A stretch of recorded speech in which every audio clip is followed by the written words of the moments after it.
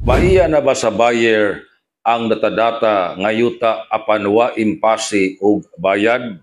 Kini ang pangutana sa atoang follower nga si Daniel Pulido Detalya Sr. Karon,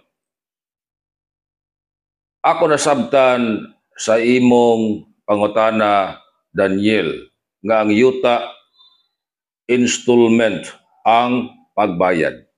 Ug matud nimo dunay kasulatan. Posible nga ang mao nga kasulatan gitawag og contract to sell, kontrata sa pagbaligya. Now, kung ang maong kontrata sa pagbaligya atong i-assume nga kini valid, ang ownership mahimo lang matransfer na ngadto sa buyer kung makakumpleto siya sa tanan nga mga kondisyones sa contract to sell.